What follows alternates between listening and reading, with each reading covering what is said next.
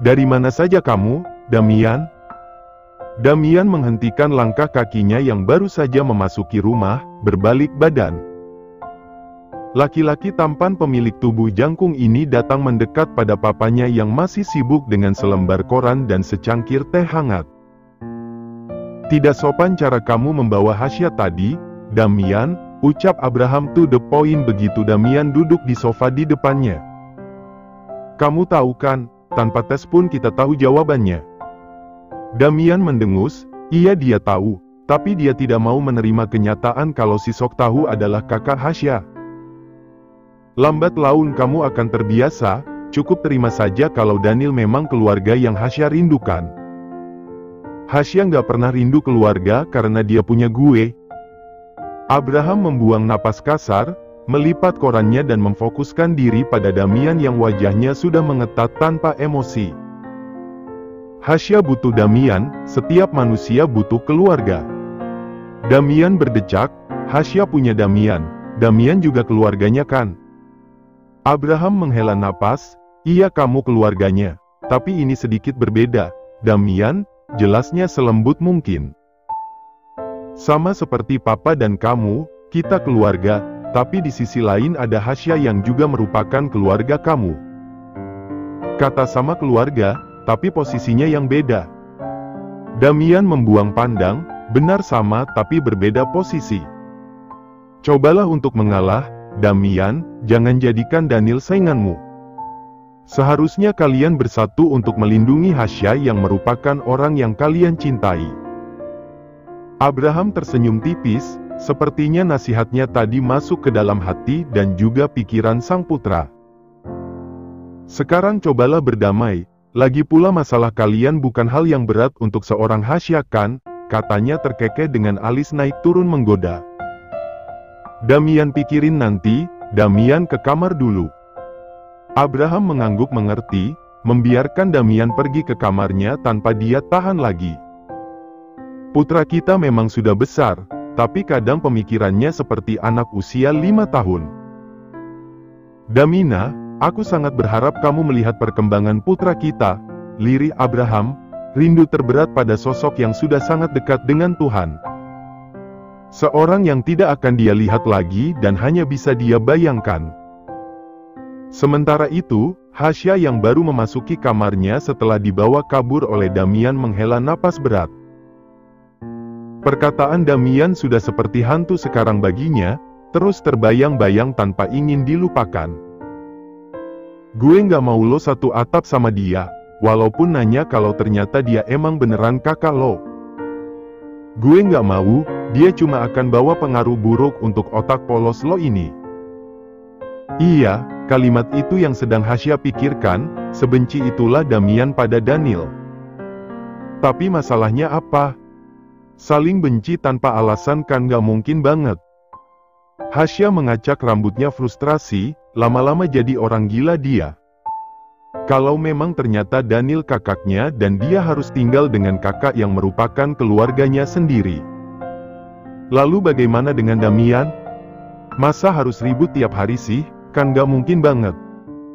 Daniel vs Damian, yang menang siapa ya kita kira? Hanya berpikir bahkan membayangkan. Kalau Daniel dan Damian berantem, kira-kira siapa yang menang ya? Secara tubuh mereka berdua hampir sama besar dan kekarnya. Meski Damian masih belum sekekar Daniel, tapi Damian lebih tinggi sedikit dari Daniel. Kok aku mikirnya gitu sih? Astaga, lirihnya tapi terkikik juga dengan pikiran absurdnya. Mandi ah, Damian bilang kan tadi mau makan malam bareng di kamar. Kembali ceria, Hasya berjalan ke kamar mandi untuk membersihkan dirinya dan bertemu Damian dalam keadaan wangi dan bersih biar makin disayang. Dibucinnya. Sementara itu di tempat lain, Dinda berhenti berjalan membuat langkah Karel pun berhenti. Kenapa, Din? Ini beneran, lo yakin di sini? Karel mengangguk dengan senyuman manisnya, iya emang di sini, kenapa sih? Enggak, gue tanya lagi sama lo. Ini beneran mau makan di sini, ini kan restoran mahal.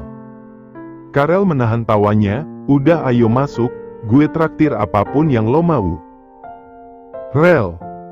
Dinda menggeleng pelan. Jangan ya, gue nggak mau dibilang matre karena ngabisin duit lo. Karel menggenggam tangan Dinda erat. Wajar dong lo porotin gue kan pacar lo. Yang nggak boleh itu lo porotin duit cowok lain, haram. Dinda terkekeh, tapi ini beneran kita makan di sini? Iya, ayo bawel lo, katanya, menarik tangan Dinda masuk ke salah satu restoran yang memang harga makanannya lumayan mahal tapi sesuai dengan kualitasnya. Kita duduk di dekat jendela aja gimana, biar enak. Boleh, balas Dinda. Benar saja, sesuai apa yang Karel ucapkan. Duduk dekat jendela dan melihat pemandangan luar, sangat bagus. Lo sering makan di sini? Karel mengangguk, dulu tapi sekarang udah jarang. Kenapa? Tanya Dinda, tapi tidak mendapatkan jawaban dari Karel yang hanya diam dengan senyuman tipisnya. Gue sebenarnya mau tanya ini dari tadi, lo dari mana aja? Dari mana apanya? Tanya Karel pura-pura bego. Gue hubungi lo, kirim pesan tapi nggak lo bales. Sesibuk itu ya? Tanya Dinda hati-hati. Sorry Din, gue emang akhir-akhir ini lagi sibuk. Lo tau lah, gue harus fokus untuk ujian masuk kuliah. Ternyata ribet banget, mana otak gue nggak nyampe ke sana. Dinda tertawa, oh gitu, aku kirain kenapa. Emang mikirnya apa? Tanya Karel. Tahu sendirilah gimana cewek kalau overthink. Karel mengangguk mengerti, lo nggak perlu khawatir, hati maupun mata gue cuma tertuju sama lo doang. Dinda bersemu merah, gombalan Karel memang tidak pernah gagal. Bisa aja gombalnya. Ngapain gombal, ini gue lagi ngomong serius loh. Lagian gombal buat apa coba? Sama pacar sendiri masa harus gombal? Pipi Dinda makin memerah, dia salting dibilang pacar oleh Karel. Apalagi laki-laki ini mengatakannya dengan menunjukkan senyuman manisnya itu. Kak Karel. Serempak keduanya menoleh ke asal suara. Dinda menyeritkan keningnya bingung, kala seorang perempuan datang dengan baju ketatnya. Astaga, bodi itu bohai sekali. Dinda jadi mempertanyakan bodinya yang rata depan belakang, bukan rata kayak jalanan aspal, tapi nggak sebohai perempuan yang manggil Karel lo maksudnya. Amel, Karel agak terkejut, tapi kemudian mengontrol air mukanya agar tetap tenang. Lo ngapain di sini? Tanyanya basa-basi tapi sambil melirik Dinda yang terlihat bingung.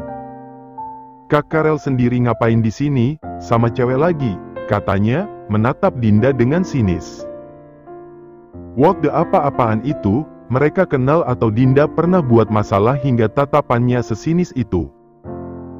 Baru saja Dinda mengagumi body bohai itu, sekarang tidak lagi. Amit-amit deh, terlalu bohai pakai baju jadi susah. Cewek gue, balas Karel, mengalihkan tatapan Amel yang tadinya ke arah Dinda kini ke arah Karel. Pacar kakak? Katanya sedikit kecewa. Dinda yang hanya diam memperhatikan jadi bingung sendiri, apa maksud dari tatapan kekecewaan itu? Jangan bilang, nih cewek saingannya lagi. Dinda berdehem, dia tersenyum manis. Hai gue Dinda, nama lo? Tanya Dinda mencoba ramah dengan memperkenalkan diri sekaligus menyodorkan tangannya ke arah Amel. Kita perlu bicara, katanya pada Karel yang masa bodoh. Sibuk gue, cewek gue lagi lapar.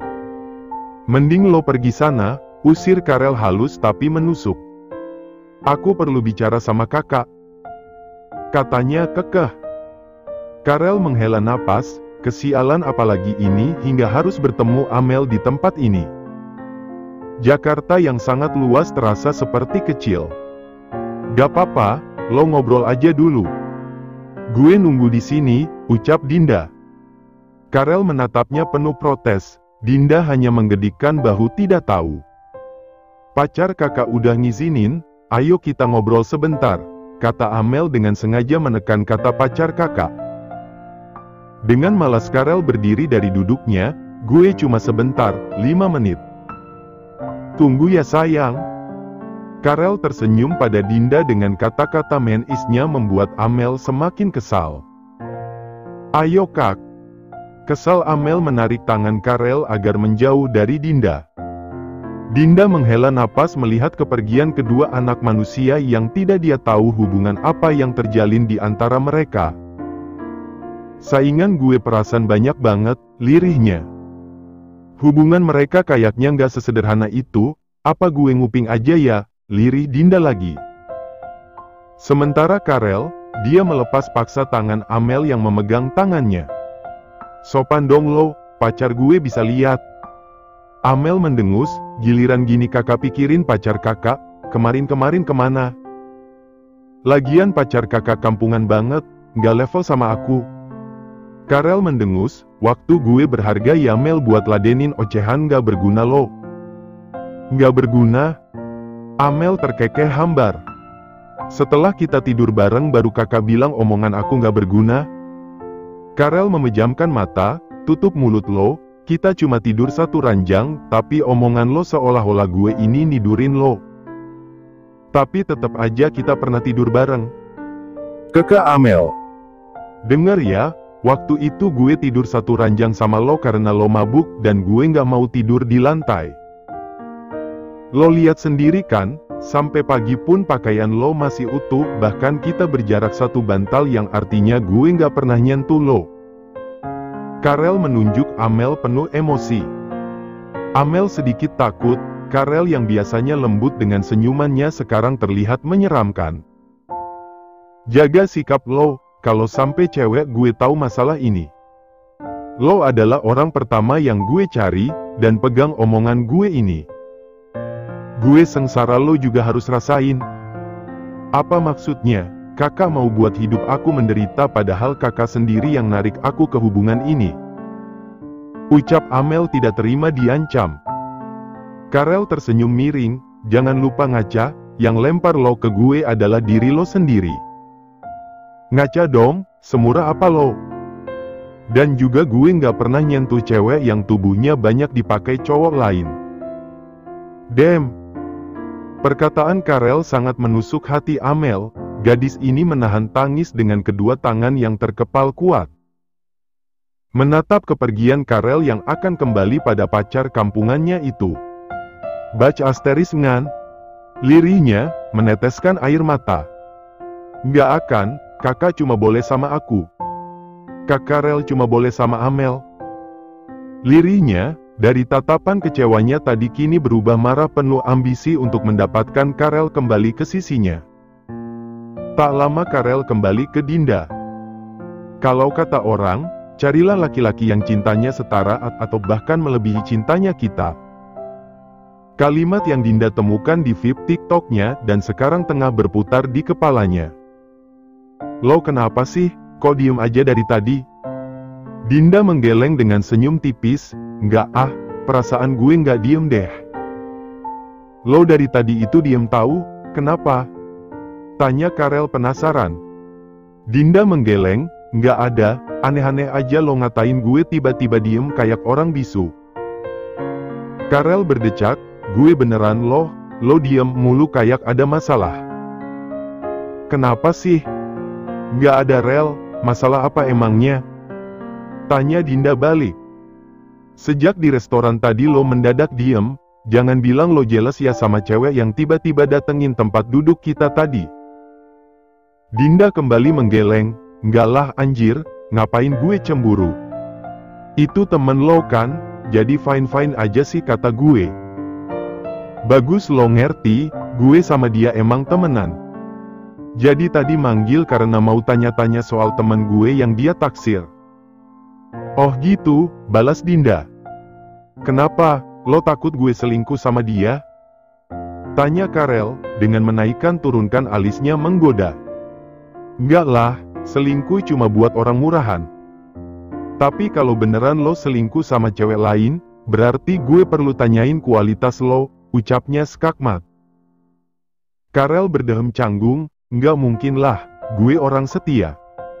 Setia itu mahal, cuma orang tertentu yang bisa, kayak gue nih contohnya. Dinda tertawa dengan tangan yang memukul bahu Karel terlalu kuat hingga laki-laki ini mengadu kesakitan.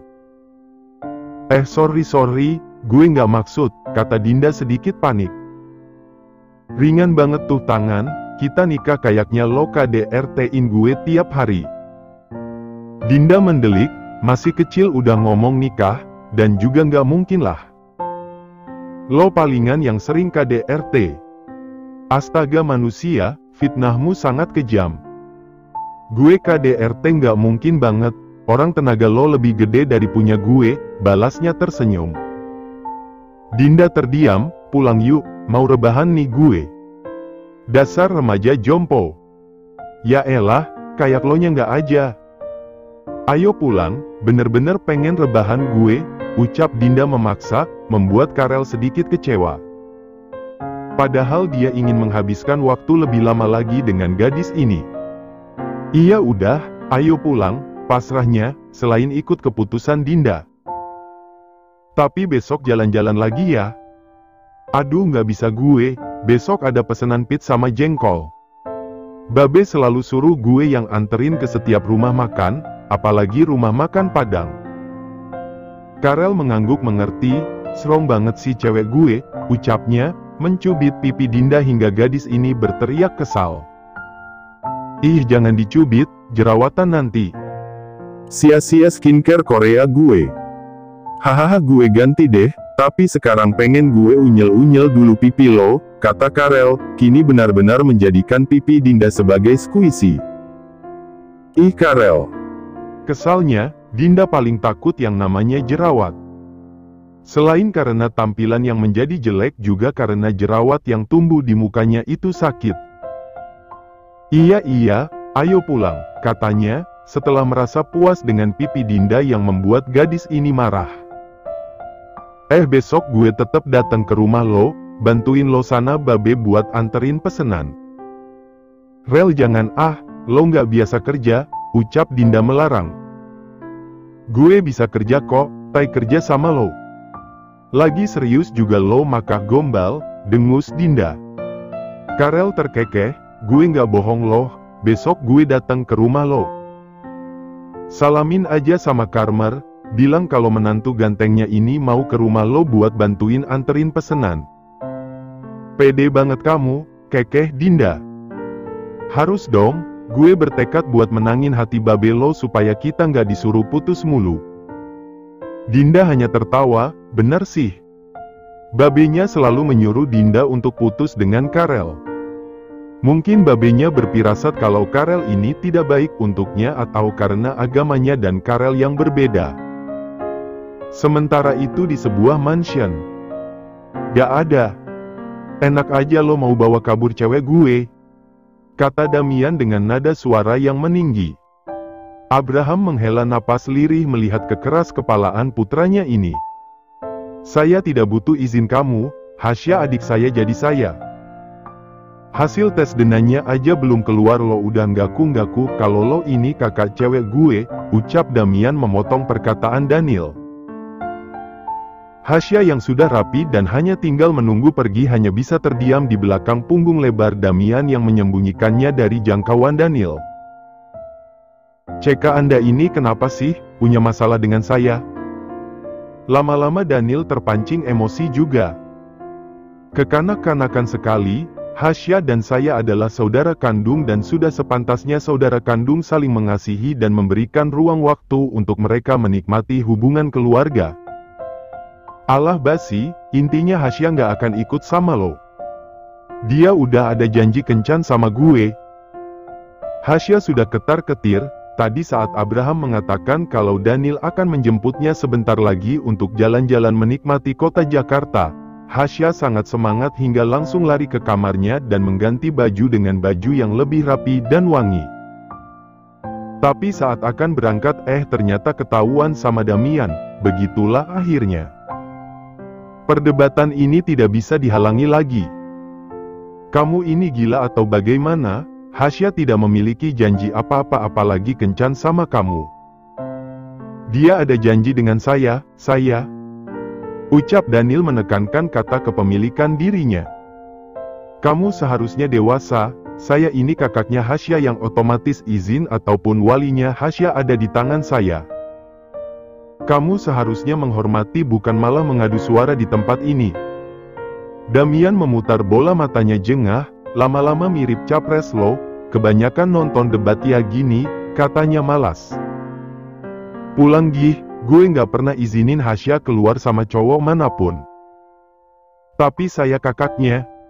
Saya yang lebih berhak daripada kamu. Ucap Daniel masih tidak mau kalah karena di sini dirinya berada di pihak yang benar.